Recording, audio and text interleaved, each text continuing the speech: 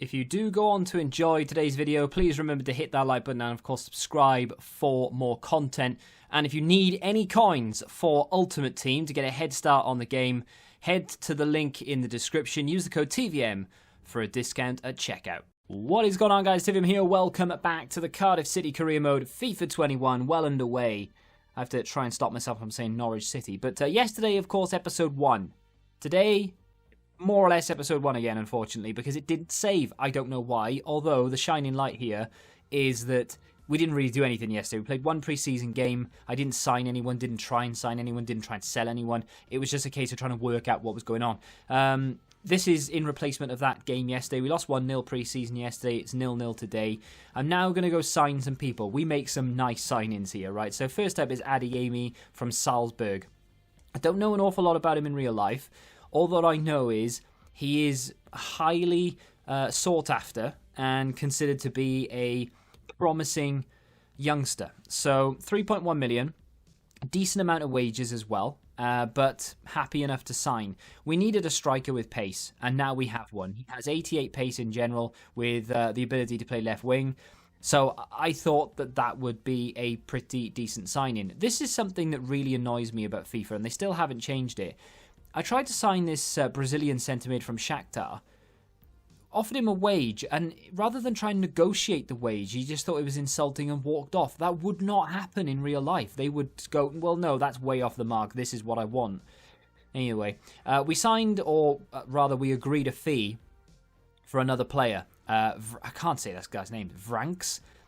That's how I'm going to say his name, right? Vranks. Centre mid. Again, another youth prospect. Of course, no one really knows the wonder kids of FIFA 21 yet, so I'm kind of going a little bit blind.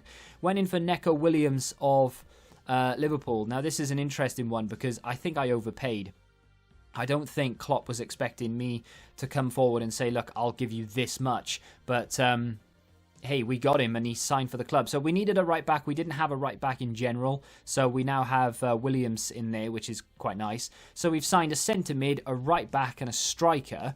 There's only really one position left that I wanted to strengthen, and that was the cam position. I was insta-simming these games. There will be some gameplay. We will start the season. In fact, I think we played 2 games in this episode. That's what I like about the sim aspect of this. It's so much quicker and a lot more fun to go in sim games. And I was saying that before. Ryan Cherki of Lyon. A lot of you may know who he is. A lot of you may not. He is going to be France's biggest asset in years to come. He's only 16 years of age. I think in real life he's just turned 17. Either way, I overpaid for him. I don't think he would have cost me 4 million. I think I could have gone in with half of that. But I've used the remaining transfer budget to go and get him. I know you're thinking, hang on, you've just spent 4 million on him, you've spent 3 million on Williams, I think you spent 3 million on someone else. We have been selling the odd player here or there. It's not really an easy way to show you who we've been selling. I'm not trying to fiddle the system or anything. There's just a couple of players here or there who's been selling for like 1.7, 2 million, things like that. But that is going to be the team that we start the season with. We went into the final of the pre-season tournament against Sampdoria. We lost 1-0. I didn't bother playing it. What's the point? Doesn't really mean anything. We get a little bit more money, I think, if we'd won it, but it's not that big a deal. We go into our first game of the season against Sheffield Wednesday.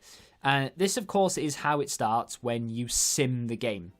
Now, like I said before, and I am going to be taking comments in the next episode, so feel free to leave your comments down below with suggestions of how we can run it or whatever it may be.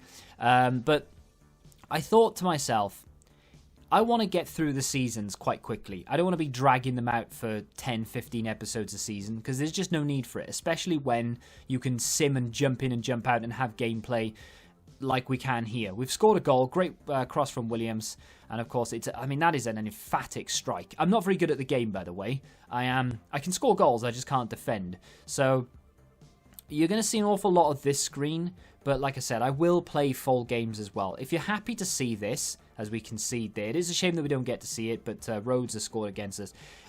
Sometimes I'll jump in and try and defend it and fail, but then I didn't expect them to even get a shot off, to be fair, so that's why I didn't have the time to jump in. Ryan Cherki breaks through, gets into the penalty area, brings it back, looks to play the ball across. The gap didn't open up. He does a little drag back. You have to use 2 buttons to do a drag back this year. It's L1 and R1, or LB and RB if you're on the the Xbox. So It's a little bit of getting used to, but either way, there is a system that I've only just started dabbling with as well, which is you can send people on runs and choose the direction they run into. And also, you can pass the ball off and then control the player who doesn't have the ball when the AI is controlling the player who does have the ball. And then you can call for a pass. It is game-changing in every sense of the word. They're just me sort of experimenting with it. I'd only just discovered I knew it existed, I just didn't know how to do it. So I'm experimenting with it there. But that's the, tell people which direction to run into kind of scenario. It is, it's a little bit finicky, I guess is the word you could use. But it is useful. And online in particular, and not a lot of people know how to use that yet, which is not a surprise really, seeing as how we've only had the game for less than 24 hours now. But still, we finished the first game of the season 1 apiece against Sheffield Wednesday. I would have to look at the bottom of the league actually to see if Sheffield Wednesday have the points deduction, because they do in real life, of course. I think they started with a 12-point deduction, something like that. It might have been 15, 12, either way. We come up against Norwich. We are home for this one. There are fans as well, much unlike real life, I should say.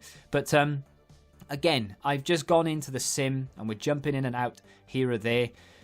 I don't know if it really makes that much difference to you guys, to be honest, whether we're jumping in and out or not, because, I mean, to be honest, I could easily disguise it so you wouldn't even know if we were jumping in and out of the sim. I could literally start the game and then jump in and out, and I don't think it would make a blind bit of difference. Like, you wouldn't know and it wouldn't look any different. I will tell you whether I've simmed it or not, but I just really like the aspect of it. Like, I think it's new, of course. It's a little bit of novelty right now, but I do really like it. So hopefully you guys are happy for me to just be jumping in and out. There still are plenty of chances. Ryan Shirky should have scored his first goal for the club there. Unfortunately, the goalkeeper equal to it. The thing about Ryan Shirky is that, of course, last year he was a wonder kid, and in Football Manager he's a wonder kid as well. So it's kind of like one of those things where everyone knows he's a wonder kid. So in every single career mode that you watch this season, you'll probably see Ryan Shirky sign for the club that you're watching.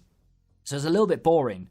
But in real life, I tend to pay close attention to what he's doing anyway, even before he was classed as a wonder kid. I'm not saying I discovered him, but because of the football index and because he was so young, when he was put onto the index, it was one of those players that was really highly sought after, and he's really expensive, even though he's not a regular first-team player on the football index. Either way, the final shot of the game came from Timo Pukki. Great save by our goalkeeper down to his left-hand side. Is it Smithies? Is that how you say his name?